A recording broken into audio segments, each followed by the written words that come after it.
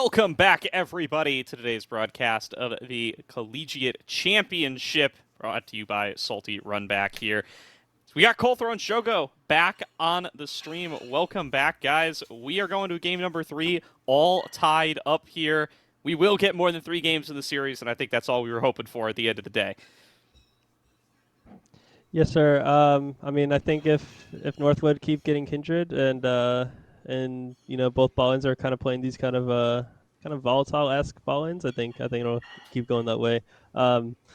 This game, this last game we just saw, uh I don't necessarily like the volatile ball-ins for Fisher's side. I'd like to keep things standard. Lushinami don't see what value it had later on in the game. It was kind of unfortunate. Zinza picked up all the kills, but I do think if we were in the exact same situation with kind of a more traditional bot lane, I know Lushinami was pretty traditional, but kind of more front to back, more DPS esque kind of bot lane, I think they would have had more success because the early game went fine. Yeah, I want Fisher to kind of move away from this super volatile bot lane, pick something more easy to execute. I think once they hit team fights, if they're not super far ahead, like team fighting as the Nautilus way, Maokai is just super, super easy. So I do want them to move into something more standard, something that doesn't require insane snowball to work, because the Lucian was not far ahead enough to do anything in that game, and neither was Syndra, so it looked kind of tough. So I just wanted to pick more ease of execution. I think that matters a lot at this level. Definitely agree with that here as we are getting into the second draft. I think I was going to say they're running back the picks and bans from game number 2, but I think we had the draft law for game number 2. So now getting into the game number 3 draft in earnest. Still going to be that Jinx ban from red side this time, so Northwood moving back over to red, going to try to ban that one away. I would like to see, Bedge kind of pull something out more other than Cassante. It went extremely well the first game. Second game, not so well, right? It still had the CS lead, still had, kill threat on the Maokai, still won skirmishes, but, I would say give Bedge something more, where he can show his stuff in a team fight. Yeah, absolutely here. There's that Skarner ban, Quacks, looking to see if these junglers are going to continue to make it through. I mean, do we go back to some sort of Kindred ban? Looking like it's not going to happen on the Fisher side unless they're willing to snag that one for Keel. I was about to say it would be a real insane move here if Fisher said, you know what, maybe we don't want to ban it. There are more volatile things to ban, but we can pick it because we have seen. I feel Rollick can also be kind of a facilitator for Keel, because we've seen Keel kind of be that carry that is needed before, but it is actually just going to be a ban nonetheless. They are going to remove that one away. And Colthro, your prayers have not been answered. Bajani going right back on the Cassandra. Guys, Varus is open. Varus is open. Pick the Varus. Yeah, Don't let the Varus go. It's been enthralled Varus all season long. Wait, but Jinx is open. What? Oh, Jinx is open. We got bamboozled by the Jinx earlier on. Boy. And which draft we were looking at. So there is a Kindred ban. ISO going to be able to lock in this Jinx for enthralled. And oh boy, Northwood now being able to secure themselves a hyper carry in the bottom lane, but they don't get their Kindred anymore. How doomed is it, Colthro? It is, it kind of sucks for Northwood. No more Kindred. He's gonna have to try and go to stuff more like the Kha'Zix and things like that. Something bad for Fisher, I feel, is if they do go for the Varus here, they're gonna be stuck in a kind of bursty style comp like they had last game. Not necessarily. I think if they pick Renata or Braum, their 2v2 is winning. They have a ton of DPS with on-hit Varus. Like, Varus doesn't have to go lethality. I would love to see on-hit Varus. I don't think I've seen DMK play on-hit. I've mostly seen him play lethality. I think I've seen both these guys just play lethality, but I would like to see.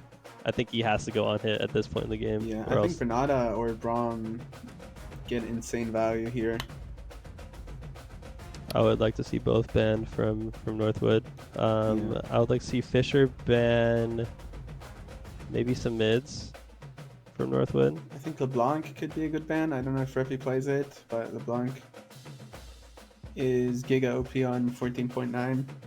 Curious, do you guys fear the Reppy Galio at all, even if it's not going to be paired up with the Kindred? We're banning Orianna after picking Orianna. That's spicy. Strategy. That is. That is like pretty that good. one. I personally like. I'm with you. I kind of think the Galio would fit. I mean, they ban away from themselves, so bit strange there. I think it could have been their pick. I guess they're kind of scared of the Galio from Poom, but I mean the Brahmin and Renata, like Shogo said, is still open. I think both are great fits. The way like this Not and Zinzao have to play is they have to go forward 100% of the time. Going forward into a on-hit Varus with a Cassandra and a Braum next to him, it seems pretty impossible. Okay. I think Braum would be an absolutely excellent pick here, just because you can negate so much of that front line, so much of that engage, like you were talking about, Cold Throw, so much of that upfront damage. But Nico is both picked and banned. Wow, so there are 2 Nikos, not just in the game. Okay, the but Nikos, also in the draft. picks. I'm being told the picks are real. The bans are shaky. So the Orianna and the Nico are real locked-in champions. These bans were other things. Okay, the ban is corrected as well. It was Aatrox. Or Aatrox is the first champion of the alphabet, and the ban was something else. That's possible too. Maybe they're banning out the Aatrox jungle. I do like Volley into Zen. Pretty good matchup for Keel. It should be kind of hard for RBM to get his hand in this game against a Volibear, especially a Braum. Sejuani locked in. Sejuani Zinzao is a strong 2v2. I don't know if it's strong enough to beat Cassante Volibear. I think Volibear kind of cheats most 2v2s. Yeah. I don't see them winning skirmishes on top or bot. Maybe mid is playable with Nico, Zinzao if they get the jump on someone. But I want to see Fisher just heavily play into bot side and just skirmish with this Volibear Braum Varus. It's so insanely strong in 3v3. Something they've dropped the ball on last game was securing kind of those early drakes. You know, we saw them kind of prioritize waves over the drags. I would like to see the opposite this game. Just kind of force Northwood to fight the drags. They can't fight you especially if they're coming into you. If Fisher's ever first on an objective, I feel like it's just insanely lost for Northwood. We could see some kind of Nico flanks coming in, and that might make the fights easier. But I think that's kind of their only shot. For sure. And with that, it looks like we're ready to get out of the Rift for game number 3. Thank you once again for joining us, Colthrow and Shogo. We will see you guys before game number 4. But for now, let's get on to the Rift. Fisher College taking on Northwood. Both teams 1 win apiece. It's a best of 3 from here on out. And no early game shenanigans like we saw in game number 2. No grouping up here for Northwood. They're just going for full 5-point defense. Fisher trying to get some kind of advantage with warding. We have seen this time and time again. Fisher want to track RBM. They want to know where he is at all times. And Keel maybe doing a little bit of a dance to distract from the fact that he's going deeper and deeper into the jungle of Northwood. Keel's busted a move as we start out game number 3. We'll see if he's still feeling that way as this early game progresses. Very interesting jungle matchup we have here. I mean, we've been talking about these 2 junglers all day long, and now neither one on these late game carries, both indexing towards the strong early pathing and strong early brawling power. So we talked about the jungle top 2v2. I think jungle mid 2v2 could definitely be something we start to see as well, as both of these champs a little bit more on the immobile side, and the lockdown going to be so strong for both of them. This is going to be a very interesting first 14 minutes. Absolutely. The early game is key here in game number 3. And you were talking about the 2v2s in top and mid, but I think the 3v3s in bot lane are honestly where it's at, right? You have Varus, you have Jinx. These are 2 champions that you want to get ahead as much as possible, right? So both junglers probably going to be playing for them. Keel actually pathing up toward the top side. I wonder with him starting Raptors if he's just going to look for just a bot gank after 3 camps. He would be on a much faster timer than RBM to influence this bot lane. And I think even if you can influence this bot lane in the slightest of ways, it's a win for either team. Absolutely here. We heard it a little bit from our desk guests. You know, this Sejuani plus Xin Zhao duo can be strong top. Izo ticking 2 first, taking some aggressive trades up against Bajani as well. Yeah, for those who don't know, on this patch, Sejuani got some max health ratio buffs, so you can go Heart Steel top lane now. And I assume that's what we will get to see out of ISO here. It's a stronger pick than it was for sure. It's viable. Is it good into the Cassante? That's, I think, what we're going to need to find out from ISO here in game number 3. I actually think that it is a premier counter to Cassante. I've only seen this matchup a couple of times, but I think Sejuani is an answer simply because you're able to dissuade and sort of get the Cassante off of you as much as possible, or trade back, potentially, right? Obviously, you have your E. You're able to proc that and kind of mess with Cassante a little bit. And also just go net even, right? You don't want to give the Cassante any kind of bone in the early game. We saw what happens when you do that in game number 1. So just being able to negate this Cassante's aggression, I think, is where this Sejuani shines. Yeah, I just want to see them try to go even. I mean, Izo's had a rough time in this top lane over the first couple of games on his signature Maokai. Now going into something that at least there's other players in the tournament who might be willing to play the Sedge top. I don't think anybody but Izo will play the Maokai top. We'll see if that's what they need. They don't need to dominate lane. They just need to be able to come on down and be able to frontline for the team. We've seen the big difference maker both games, really. Whichever top laner is able to sit there, stay alive, and buy time for the team wins. Whichever one dies first has been the one that loses. We'll have to find out who's going to be unkillable this time. Will it be Sejuani? Will it be Cassante? Probably won't be Clyde. He gets stunned on up and will get pushed back in this bottom lane. And you can see the hesitance from DMK and Poom to walk up to that wave because they just don't want to risk RBM being in the area. And also just getting hooked by Nautilus, right? Clyde, I feel like has kind of gone under the radar. This man is an absolute beast at landing those Nautilus hooks. And we saw it in game number 2, how many members he was able to pick off. So Fisher paying respects to both RBM and Clyde, the veterans of Northwest, being so good at sort of punishing these overextensions. Yeah. RBM hovering around topside, spotted on wards, and that gives Poom and DMK permission to get aggressive. We'll be able to secure a nice path out for Enthralled thanks to a hook coming through from Clyde. And meanwhile, Bajani getting control of the push up at topside, taking a rough trade though. Izo lands the permafrost, gets the proc off the Arctic Assault, shields for Bajani, keeping him standing, and Izo will not flash for that last swing of the flail. Bajani will get out safely, but Izo challenging him in this early game. And this is what we were talking about, right? The Sejuani just being able to temper the aggression, match the sort of damage that this Cassante can, at least in the early game, until that all out is available for Bajani. And they're still level 5, so that will be the case. As Izo manages to burn the Ghost, manages to burn the TP, and set himself up for a pretty stable lane here in game number 3. Definitely looking stable, at least through the first 5 minutes. And both junglers being a little quiet in this early game. We talked about how both are going to have opportunities from early aggressive plays, but the wards have been critical there. You see Heel gets spotted on that ward coming in for the invade. So Northwood knows exactly where he's hanging out, and earlier on, RBM got spotted heading up towards topside. So, I mean, the longer these junglers spend on vision, the less they're able to actually accomplish anything meaningful, and it's kind of led to a bit of a stalemate for us to start things off in game number 3.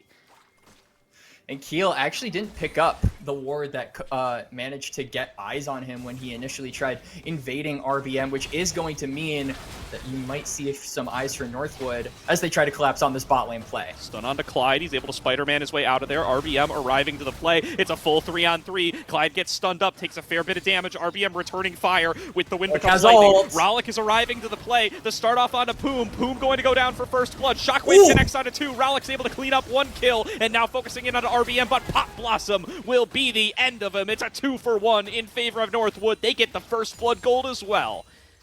Little bit of a misplay there from Rollick. Tried to save his teammate initially, but just ended up flashing in. Didn't have any real way to get out. Got a good shockwave, crucially, and a kill. It's not the end of the world for this Orianna, but it did give Northwood exactly what they wanted. A kill onto the Jinx, a kill onto the Xin Zhao, and these crucial matchups swinging in favor of Northwood.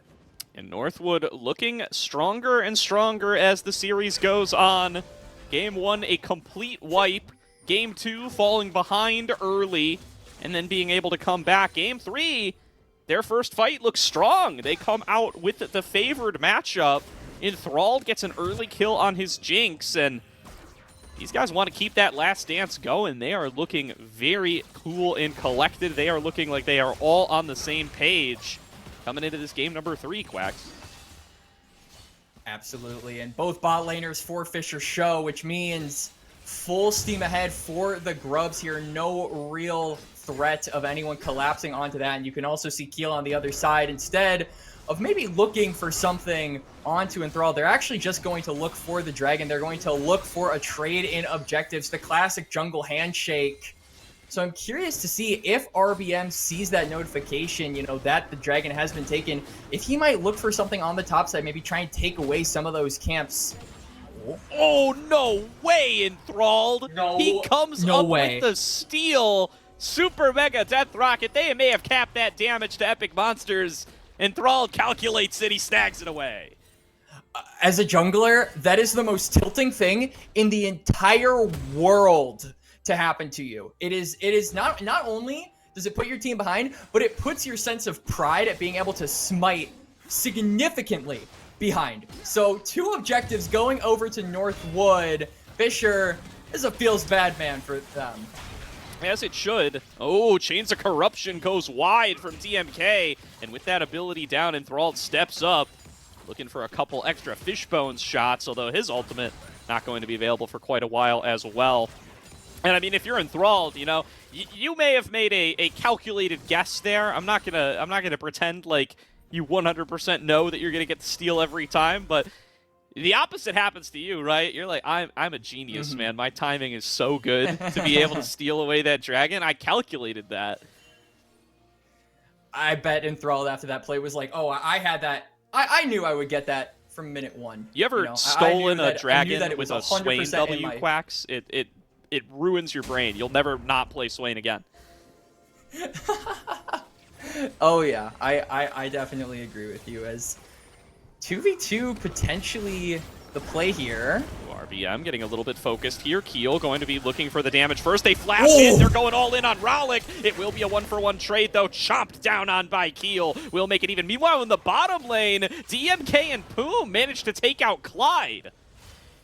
They get the kill onto Clyde, but going back to that mid lane, I loved the turn from Reppy and RBM. They took kind of a bad situation with RBM initially getting caught out and collapsed on, and managed to trade 1-for-1. So a kill going over to Reppy. Definitely not the player that we're looking at the most in this game. This Nico, not in the most volatile matchup going against a champion like Orianna, but getting some gold onto this Nico definitely will not hurt, because Reppy is really good at landing some of those big pop blossoms. So if you can make that do more damage, if you can give this Nico more power to work with, it makes those team fights much, much easier for Northwood to navigate. Definitely does. They still have a faint gold lead. It's going to get a little bit bigger here as Enthralled able to secure the turret plate. Not going to go for any more, though, as Keel is arriving to be able to cover and make sure to... Somebody is sucking up all of that golden experience that the minion wave provides. Still a very close start to game number 3 here. As Northwood do have themselves at first dragon, but Clyde getting spotted here, has to flash on out. As Keel going to be in a 3 versus 2 in the bottom side and swinging it into Fisher College's favor.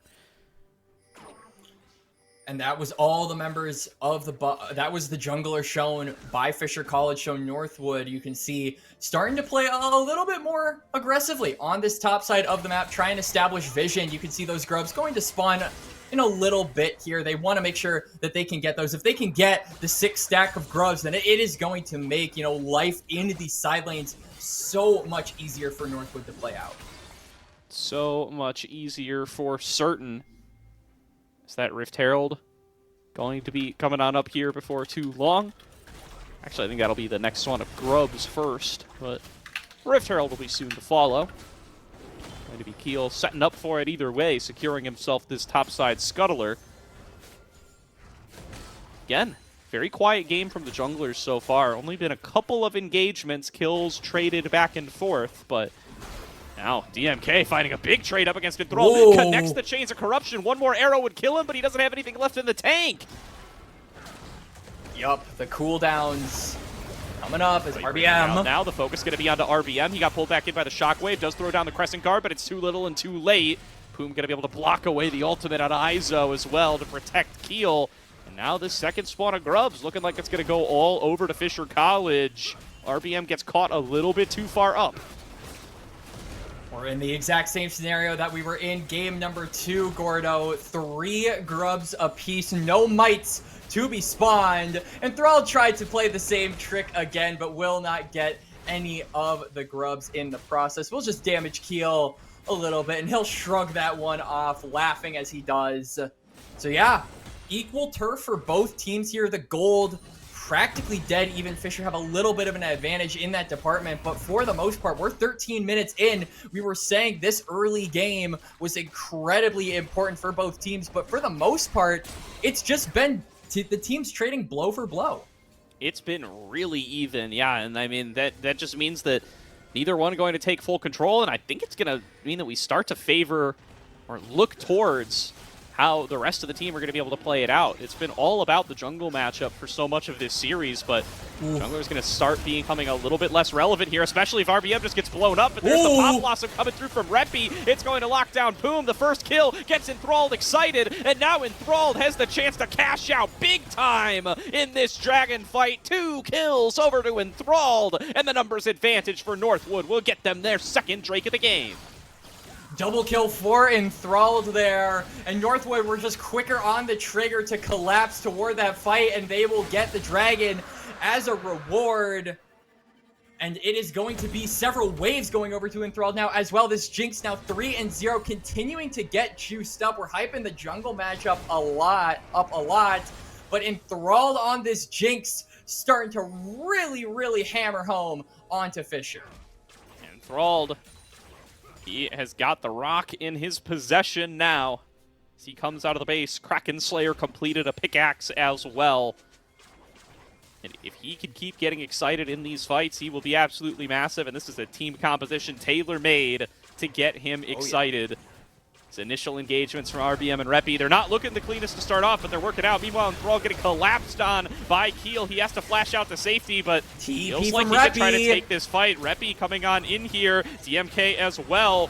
Boom, gonna get taken out. Reppy snipes him with the Tangle Barbs. Now slowed up is Keel, and they're just gonna try to hold him in place for Enthralled's damage. Shockwave gonna slow down Enthralled for the time being, but DMK now getting collapsed on, gonna be forced to flash over the wall. The collapse from the top side from RBM will get him the one-on-one kill in the jungle matchup. Shut down Gold going to the Xin Zhao, and Northwood come out on top again. And beautiful punish there from Northwood, and beautiful pinch. The TP's coming up from both Reppy and Izo. We're seeing this team play like a fully fledged squad here, and they don't drop a single member in that exchange, despite the fact that Fisher initially got the jump onto Clyde. So a really big win, and we are seeing how much this series means to Northwood. They are playing immaculately here in game number 3. A few bumps in the road, but so far, ever since Enthralled has sort of, gotten juiced up on this Jinx, it feels like they have been a whole other team, and they're playing like it, Gordo. They definitely are. Now Collapse is coming on through. TP channeled by Bajani to try to finish off Enthralled. Keel doesn't have the Stormbringer. It doesn't look like Enthralled's got any chance of survival anyway. Clyde arriving to the play, but it might be a little bit too late. Pop Blossom connects on towards 2, but it's Enthralled's alive! Still on towards Enthralled. Enthralled trying to kite it out, will get taken down. Meanwhile, on the other side, Reppy's fallen down as well, and this might just be Northwood trying too hard to salvage a play that was already lost. They're going to lose 4 members for just DMK, and they get themselves right back into the mix. No teleports available for Northwood means that they are late to the play. Izo wasn't able to join up. He will manage to get this turret, however, so a trade in towers for both teams. But the bot side is where it's at. A lot of these exchanges has happened around that bot side river, so I really question how much getting that top turret means. We haven't really seen a lot of action around that side of the map. It feels like Fisher definitely happy to win out in terms of not only getting all those kills, but also getting more space in the bot side. And now going to be move forward on towards Keel in the bottom lane. They're not going to slow down here. They're going to force this bear to ulti over the wall or risk dropping down and giving Enthralled even more gold. That shutdown gold, though, very valuable for Fisher and gets them actually in the gold lead for the first time this game. Enthralled will continue just farming up in the mid lane, and just like that, looked like Northwood were trying to take control, but we're back to a very neck-and-neck game, Quacks. For sure, and with the priority and all the rotations from Northwood, I have a feeling they want to try and go for this Herald. They want to try and leverage something against Fisher when this next Dragon fight comes up to get some of their members to stay behind, deal with the push that the Herald might create, try and make sure that a turret doesn't fall in the process if that Herald is spawned. But we can see Benjani playing kind of goalie here, preventing any of those Northwood members from walking up there. And it just makes it so difficult. You don't want to risk this on kind of a 50-50 team fight if you are either team. Definitely do not. 45 seconds on this next Dragon. Northwood with a chance to get onto DMK. Izo over the wall, connects the Glacial Prison, and DMK's got nowhere to go. But they need one more shot, and they weren't able to find it. Izo finally going to be able to get Enthralled excited as he gets shockwaved over on the other side. Keel going to be the next focus as Enthralled finishes him off as well. Enthralled with the double reset will continue to work on towards this turret. Clyde took too many turret shots. He's going to fall down, and it is a 3 versus 4 for this next Dragon. RBM, though, still at full HP. Reppy looking for more, forces the flash out of Rowlick. Poom has to head for the hills as well, and Northwood stamp their mark on the bottom side. You can see Benjani rotating around that bot side of the map. Some of the members of Northwood are lower in the health bar department. Enthralled, not at full HP. Izo at about half HP, but I don't think there's going to be any possibility for a contest here. Soul point secured. RBM immediately pulling the trigger, getting on to Rowlick, seeing an opportunity to take the mid laner down and seizing it as Enthralled, staying strong on the backside, pulled back in by the Antofo strikes, taking the 1 versus 1 up against Benjani. Will be able to finish him. Keel looks for more. Enthralled flashes yet again. He's got every safety tool that he needs. He's got the team frontlining for him, and he will continue to tear apart Fisher. Enthralled on a killing spree. Northwood with the winning. Fisher a little bit overzealous there to try and continue the fight, try and contest the Dragon, and they get punished for it. Now they'll be able to take down this mid lane turret, establish vision around that top side potentially, and maybe even look for a Baron if they manage to get another pick, manage to win another fight. Might be something that Fisher are beaten air over after that play. It felt like that was just such a misplay from them to continue going for that fight.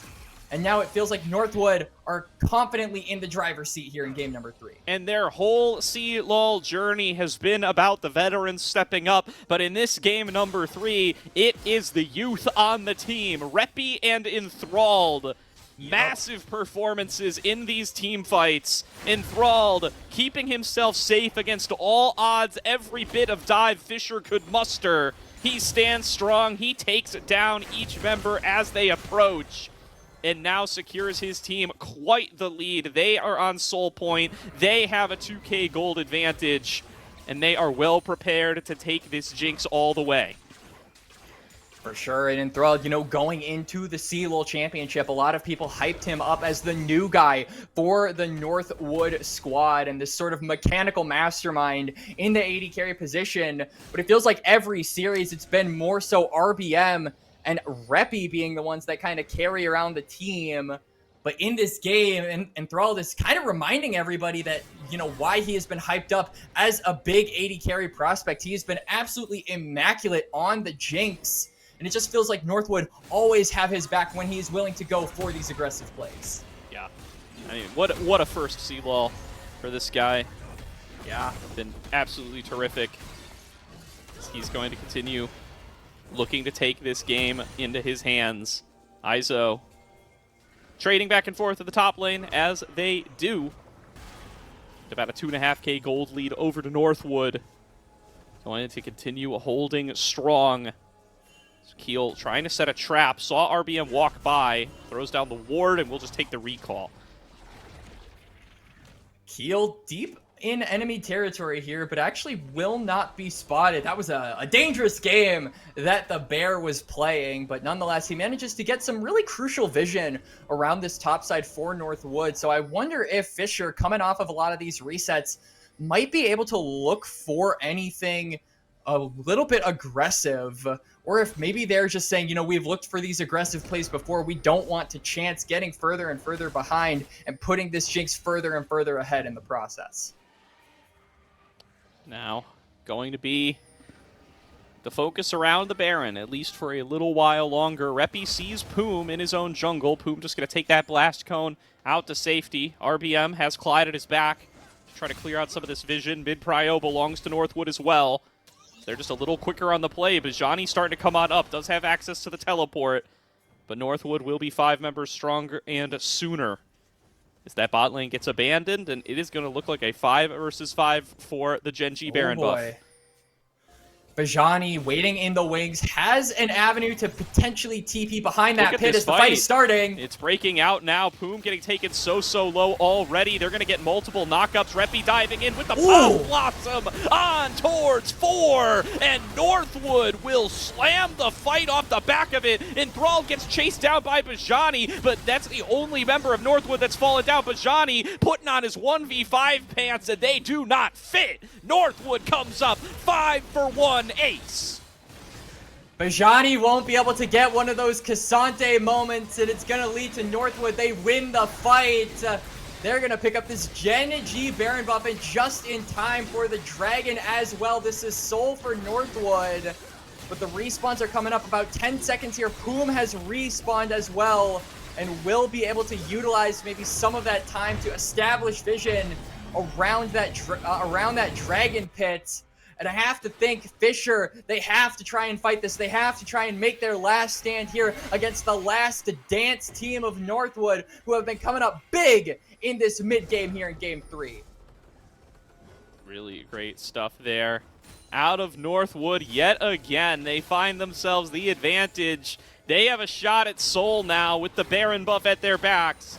They have the priority in each of the lanes. RBM moving in, starting it up, and we're going to get another 5-on-5. Fisher College say, reset, go next. We're trying to take another team fight. Keel's in behind enemy lines, but they're ready for him. They jump onto him. He's on top of Enthralled, though. Flashes in. Cleanse flash away from Enthralled. Poom taken low. Gets Pop Blossom solo. Will get taken down by Reppy. Izo goes on a rampage. Enthralled coming in from the bottom side. Got both frontliners on top of him, but they've already taken out DMK on the other side. There's the all-out, but it is too little, and it is too late from Bajani through the portal. Soul secured, 4 members down. Rowling about to make it a 5-for-0 ace to Northwood University.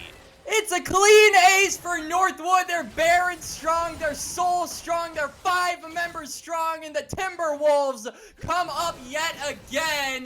They're going to be able to push down some turrets in the mid lane, maybe look for stuff in the bot lane as well. This map is their oyster, and it just feels like Fisher, time and time again, have not been able to win out on these fights, and Northwood have been just taking over this game by force. Absolutely terrific play in that team fight from Northwood. Enthralled caught in a bit of an awkward position, but the trigger pull from Reppy is smart and good, and the front line is just unstoppable. RBM and Izo nearly unkillable here as they lead a charge. They get through onto DMK, and the damage just cannot be mustered by Fisher. Meanwhile, all the focus from Keel and Bajani is on Enthralled, and yet again, the only time they can finally take him down is when it is far too little and far too late. For sure. Enthralled managing to space that fight. A little bit awkward, like you said, Gordo, but he spaced that fight correctly. Holds so much attention from Bajani in that entire exchange that the Cassante wasn't really able to frontline for the team. Pull back in, they found Poom, and Poom will bite the dust. Northwood, 5 versus 4 on the map, still with the Baron buff for about 10 seconds. Bajani waiting on this back end flank. It was not enough in game number 2. They're even further behind this time. Will they be able to piece it together? Izo's not going to be present. Clyde pulls in the hook. He finds the MK. Crescent Guard will tear him to pieces as Enthralled gets excited once again. Reppy snared up underneath the turret. Meanwhile, RBM has just been focusing down all comers inside of the base. Reppy goes unstoppable. A TP is forced out of Bajani, and he will be the next one to fall. It's another ace for Northwood, another 5-0, and that should be it for game number 3. Northwood University are going to take themselves to match point. And it comes off of Clyde. The spirit of Kobe Bryant in this man, as he just is incapable of missing those hooks. And Northwood, you can doubt them all you want, but they'll come up big in game number 3, and they'll take us to series point. And just like that, Northwood's looking to keep the last dance alive, Quacks. Their best game yet in the series comes in game number 3. They are amping up as the series goes on, and it does not look like Fisher have been able to keep up. They are reeling after 2 back-to-back losses.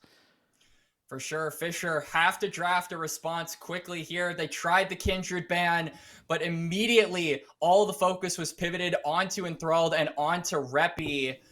And Enthralled, such a masterclass game there on the Jinx. There's no wonder why this champion has been banned in every other game in this series, why it has been banned in so many games throughout the CLOL Championship in general. And it's because of players like Enthralled who are able to pilot it so immaculately and just get one little lead and turn that into a snowball that Fisher just cannot stop.